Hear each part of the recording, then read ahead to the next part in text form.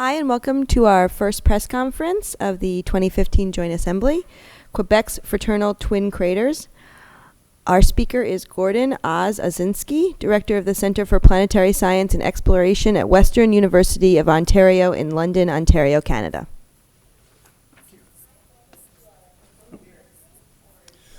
Well, good morning, and it's a pleasure to be here this morning, and morning to all of you online. And I'm going to talk to you about some research that we'll be presenting later on this morning. So, impact cratering is a common, ubiquitous geological process in the solar system. We may be forgiven for thinking that on Earth, but if you just look up at the moon on a clear night, you see that the bombardment of asteroids and comets on planetary objects is a really important geological process. As we come down to Earth, we don't have the tens of thousands of impact craters that we see on the Moon and Mars and other planets in the solar system. But to date, we know of about 185 or so impact craters, all these little red dots on the map of the world here. And of course, here in Canada, there are about 30 recognized impact structures now. So really quite a large preponderance of impact craters in North America, as well as Scandinavia and Australia. And the reason for that is predominantly because of the old rocks that we have here in Canada. We have some really famous craters, kind of our very own meteor crater. The top right there is up in northern Quebec. The second one down is up in Nunavut, and the bottom right there, a crater that many people recognize is the Manicouagan structure, again here in Quebec.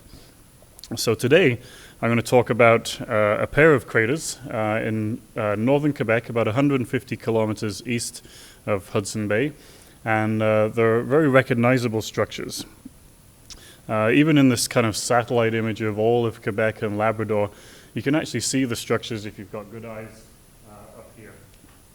And so they are twin impact structures, they have been called for a long time now.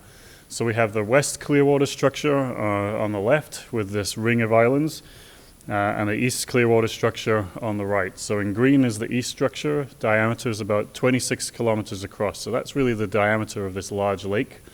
The other structure on the left has a diameter of about 36 kilometers. And we're really up here in some of the oldest rocks in Canada. The Canadian Shield formed about 2,600 to 2,800 billion years ago. And it's one of the main reasons, again, that we do have so many craters in Canada is because of the Canadian Shield. So these structures were first discovered in the late 1960s by actually workers at the Geological Survey of Canada. And really since day one, we've assumed, because they're so close together, that they form from an impact of a binary asteroid pair. So this is an artist's rendition of 90 Antiope. And essentially you have two asteroids kind of orbiting each other. And the idea is that they struck the surface at the same time. And so this really has been the case, and our interpretation of these structures for many, many years now. So what we focused on and I'll be presenting about today is dating these structures. So using the radioactive decay of various systems to provide some age constraints. And so for the West Clearwater Lake structure, the larger one is relatively well dated at around 280 or so million years ago. So again, if you're a geologist, that's not too long ago. To those in the room, it probably is quite a long time ago. So the west structure is very well constrained. The east structure is quite poorly constrained. The given date that people generally take is about 293 million years. But the error bars on this are large at about 26 million years. So it basically overlaps with the 280 or so million year date for the west structure. Now, these authors, Bottomley in 1990, tried to date both structures, but they had problems with the dating for the east structure. Now, we'll come back to this later, but they did yield one age of about 460 million years that we'll come back to later. This was basically, they were ignored because of the general idea that this was formed from a binary asteroid. So what are we dating? Well, generally in meteorite impacts, what we do is that we need something, we're dating rocks that were melted during the impact event. So what this does is essentially reset the radiometric system that we're looking at. And so at West Clearwater Lake, I was lucky enough to go up on expedition to this structure in August, September last year. There are a variety of what we call impactites. And all of these rocks on the screen contain bits of molten material from the impact event. And so it's those that we're actually going to date here.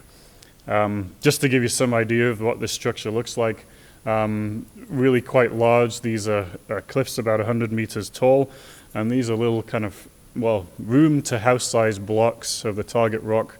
They're incorporated into what we call impact melt rocks. It's a really spectacular place to do geology up there off Hudson's Bay. So these are the samples that were dated, and if you're looking for more information, this paper was actually published very late in 2014. And so the top row of the samples are from West Clearwater Lake, and the bottom row from East.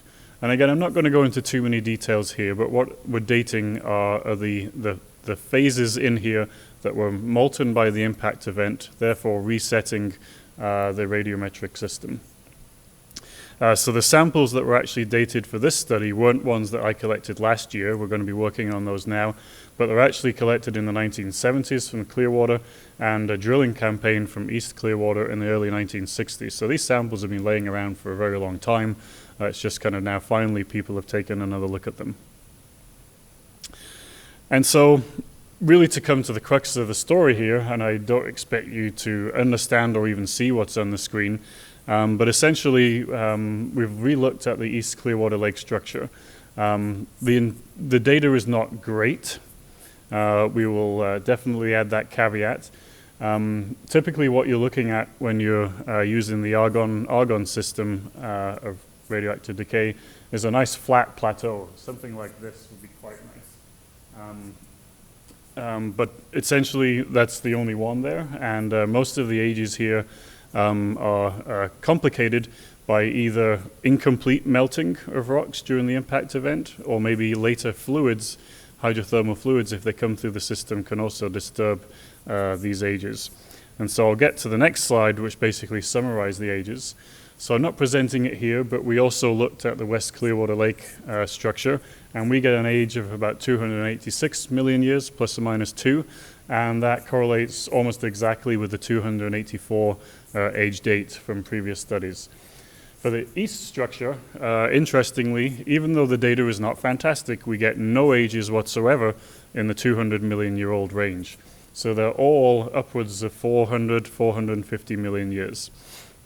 And again, quite interestingly, although these two ages were ignored, in this earlier study of Bottomley et al., they did report a couple of older ages there. And so they ignored that age in favor of the two impacts forming simultaneously. And so again, it's with having more age data here, it definitely looks like these two structures, even though one would think, look at the image, that they did form simultaneously, it looks like they actually didn't, and that there's a large time gap of about 280 million years.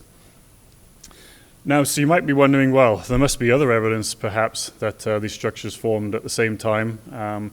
Turns out, and again, having gone there on the ground to do field work, that you'll notice that there's a ring of islands in the west structure. These are rocks that were uplifted from depth, and there's lots of material preserved on the surface of the West Clearwater Lake structure. The east, there's absolutely nothing. We went in a little Zodiac boat into the East Clearwater Lake, and there's no evidence on the surface whatsoever of this impact. It's just a big round lake. And so again, the only samples we have is from drilling the structure. And so this one does look like it's a lot more eroded. It's been on the Earth's surface for a lot longer than the west structure. And so here, the two ages, the older one for east, the younger one for west, also do correspond with what we see in the field too. And really, I'm going to leave it at that. And so these are images from the field season. This is kind of interesting news. Many in the community are still discussing it because, again, for so long they've been considered an impact of a binary asteroid. And we're now kind of turning that on its head and saying this it's a serendipitous thing, really, that we have these two large structures in northern Quebec separated by 200 or so million years. And yeah, I'll take any questions.